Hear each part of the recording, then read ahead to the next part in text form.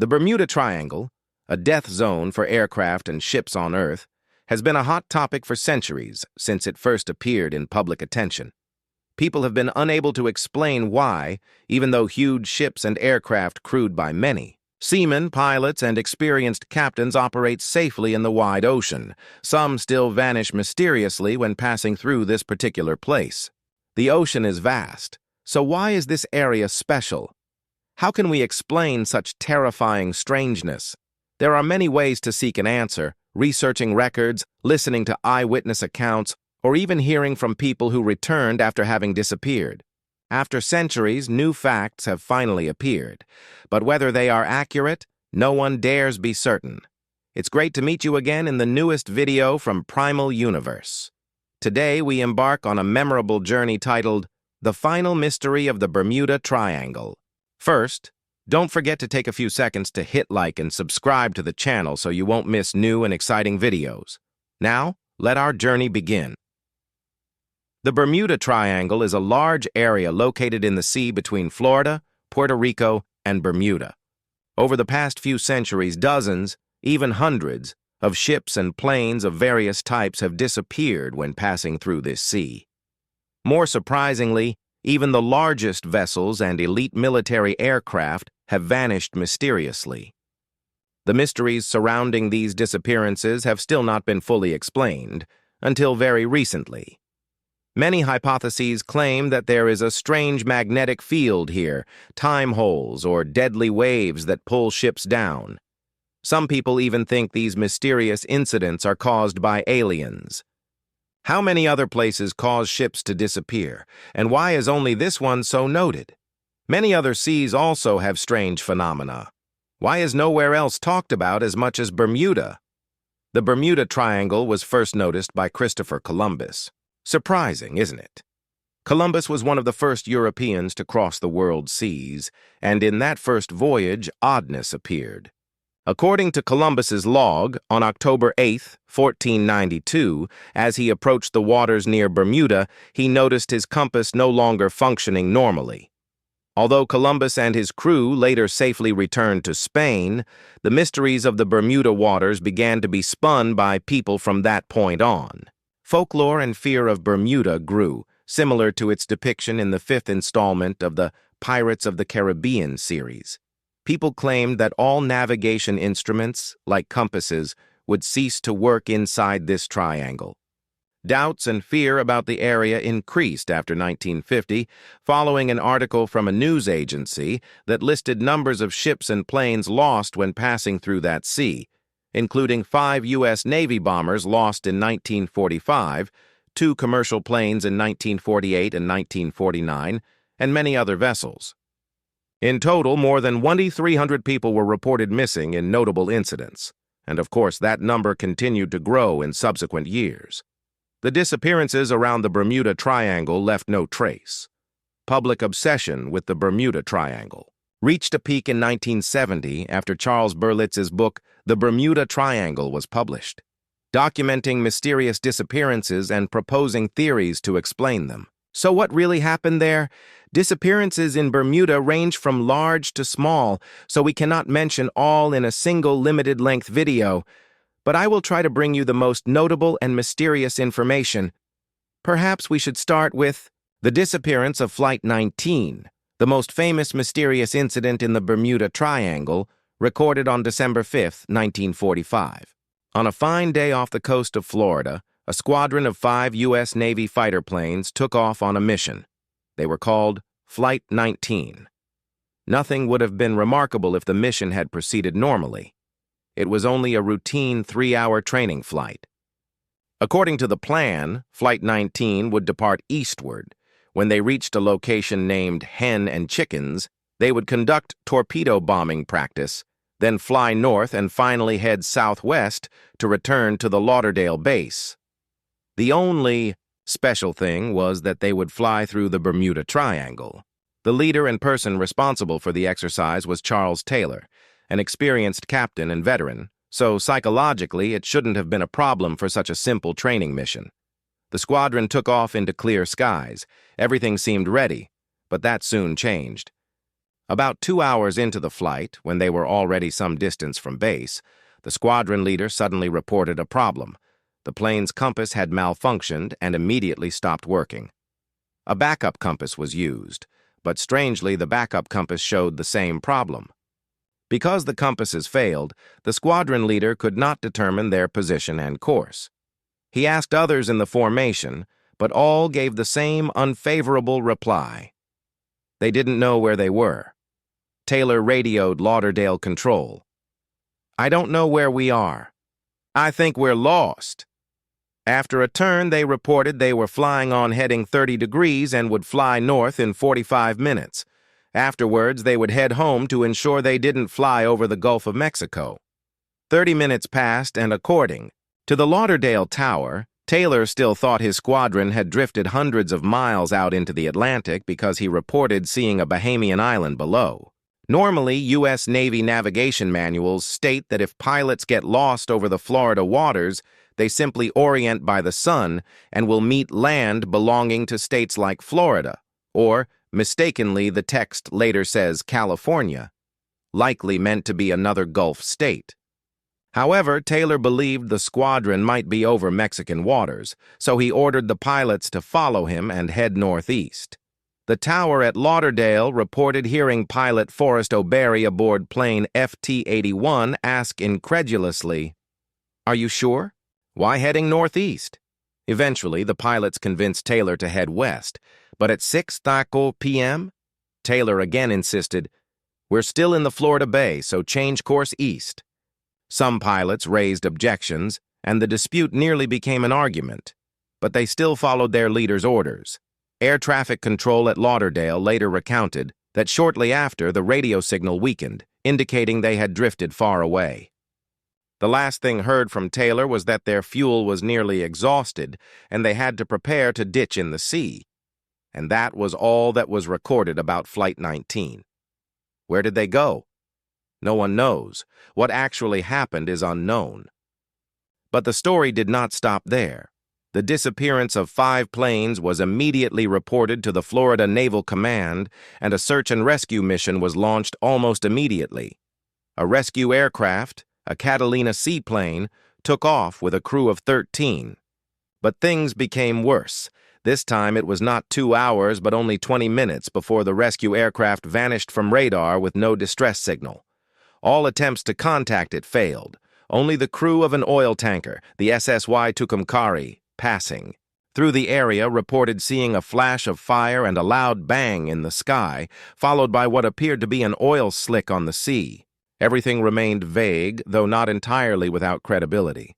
The Navy surmised that the Catalina might have exploded due to a fuel tank near the wing and proximity to the engine. In the past, planes had exploded from fuel vapor igniting due to overheated engines. The next morning, the search for Flight 19 and the Catalina resumed on a larger scale. Over 300 ships and planes for more than 5 days across an area greater than 500,000 square kilometers. But it all yielded nothing. Search team members later shared that things had disappeared. Not one trace remained. Even the tanker crew's observation of a blast could not be verified. They said, "We saw no bodies, no wreckage, and no oil slick on the sea." There were many dubious objects in the water, but none belonged to the fighter planes or the Catalina. It was as though they had evaporated into thin air. Where should we look for answers? Some people thought aliens had abducted the planes, a first and understandable hypothesis at that time, since anything inexplicable tended to be attributed to extraterrestrials. Others suggested a supernatural force caused them to lose awareness. Notably, until they disappeared, none of the Flight 19 pilots used emergency radio frequencies. A newspaper later revealed that on the afternoon of December 5th, Flight 19 leader Taylor had arrived at the airfield 19 minutes late, and so requested permission to fly as an exception to leave. The reporter suggested Taylor might have had a premonition and said to the commanding officer, "I don't want to go." But did he really say he didn't want to fly? Asked the reporter, "So what really happened to the 14 pilots in the 5 aircraft of Flight 19 and the 13 crew on the Catalina?" After more than 3 months of investigation, the U.S. Navy tentatively concluded that Flight 19 got lost because Leader Taylor flew off course due to a malfunctioning compass, leading the whole squadron astray. Taylor had mistaken small islands for the Bahamas, ordering the squadron to head northeast, while some pilots believed they knew their approximate position and argued to head west, hence the dispute. The Catalina was thought to have exploded due to technical reasons after 20 minutes airborne. Its debris, the Navy believed, drifted away in a northward current and was lost, while bodies were likely eaten by sharks since those waters off Florida are home to great white sharks. However, this explanation didn't satisfy the public. Stories about a mysterious place where ships and planes disappear so inexplicably, like Bermuda, instantly captured public attention. The legend of the Bermuda Triangle persists, even to this day. In 1991, a research vessel reported that a salvage ship named Dippy had found one of Flight 19's planes almost intact on the seabed about 10 miles northeast of Lauderdale, but the search commander later admitted the plane wasn't part of Flight 19, since fragments didn't match the serial numbers. In fact, countless strange disappearances of ships and aircraft near or within the Bermuda Triangle remain unexplained to this day. Why did Flight 19 and the rescue plane vanish without leaving any trace? Perhaps some kind of oceanic power, a mysterious force, swallowed them all. Such a probing question seems still without an answer. After Flight 19's disappearance, the Bermuda Triangle became more famous than ever in the press. Many films, games, magazines, and even songs about Bermuda followed. As attention grew, people realized this wasn't the first large-scale disappearance in the area. One example is the USS Cyclops, a massive collier and replenishment ship of the U.S. Navy that could carry more than 12,500 tons. Over 100 years ago, it was nearly unsinkable. The Cyclops was commissioned in 1917 during World War I. On March 4, 1918, 306 crew members were on a voyage returning to Baltimore from Brazil. Besides the crew, it carried 1,100 tons of manganese ore, and its route passed near the Bermuda Triangle. Few knew this would be its final voyage. Indeed, the ship disappeared without any trace. People don't even know precisely when it vanished. The U.S. Navy launched a massive search for its enormous and important vessel, but received no distress signals from USS Cyclops, making it hard to determine its exact position. Calculations suggested the ship was due to complete its journey to Baltimore that day, so perhaps disaster struck near those waters, but nothing of the ship or its crew could be found. The loss of the Cyclops was a devastating blow to the Navy. At that time, it was described in American press as a floating coal mine. In truth, it was the world's largest fuel ship with a cargo capacity of 12,500 tons. Naturally, like other disappearances, many hypotheses arose. One hypothesis claimed the Cyclops collided with a German U-boat and was hit by a torpedo. But after WWI ended, German records showed no U-boats were operating near Bermuda when the Cyclops vanished, so that idea was ruled out. A more curious hypothesis implicated the ship's captain, George Wisner, text names vary, born in Germany and once named Johann Friedrich Wiemann, who changed his name after coming to America. Reports depicted Wisner as a stern captain who often abused his crew. The theory suggested Wisner was actually a high-level German agent placed in the U.S. Navy, meaning Cyclops hadn't vanished but was taken over for German use. Of course, no records support this claim from either side. Others suggested the ship was overloaded and sank due to cargo weight. But this is implausible since the Cyclops had already offloaded much fuel and completed refueling duties. So its load should have been lighter. If Cyclops had simply sunk, there should have been SOS signals. It was as if some force had made it evaporate from the Earth. From 1918 to now, over 100 years, the disappearance of the Cyclops remains a major unresolved question. What force caused these anomalies in the Bermuda Triangle? Do we have a way to explain this terrifying area? People who believe in the Triangle's mystery have used supernatural concepts to explain events. One explanation attributes it to remaining technology from the lost civilization of Atlantis, which allegedly affected the sea and turned it into an anomalous zone. Others link mysterious incidents to UFOs. Charles Berlitz, author on supernatural phenomena, proposed several theories involving inexplicable powers. "I have one hypothesis that could explain the mystery of this triangular area," he wrote. "According to some supernatural explanations, we are not alone in the universe, and science merely isn't advanced enough to detect other civilizations. In that view, the triangle could be an area occupied by other, more advanced extraterrestrial civilizations that are probing and exploiting life on Earth. Are you the ones behind the Bermuda Triangle?" Berlitz once quipped. As previously noted, these authors mixed press reports, hypothesis and speculation, which only increased the area's mystery. However, with the advancement of science and technology, uncovering the truth about the triangle is not that hard. First, the compass issue, one of the most frequently cited phenomena in Bermuda Triangle stories, can be explained. Some propose an unusual magnetic field in the region, but no definitive evidence has been found. The truth is that compass variation, magnetic declination, is a natural phenomenon related to the difference between geographic north and magnetic north, known to mariners for centuries. The magnetic compass will point toward magnetic north, which does not always coincide with true north. In some areas of the world, the two align. For example, in 2000, in some parts of the U.S. from Wisconsin down to the Gulf of Mexico, the magnetic north and true north direction were nearly the same. The public, lacking specialized knowledge, can misinterpret normal compass variation over a wide area in the Bermuda Triangle as something mysterious. Reports of compass needles spinning wildly as if drunk are simply not true. Second, regarding ships and planes not being found after losing contact. The Gulf Stream is one of the main ocean currents, driven by thermohaline circulation.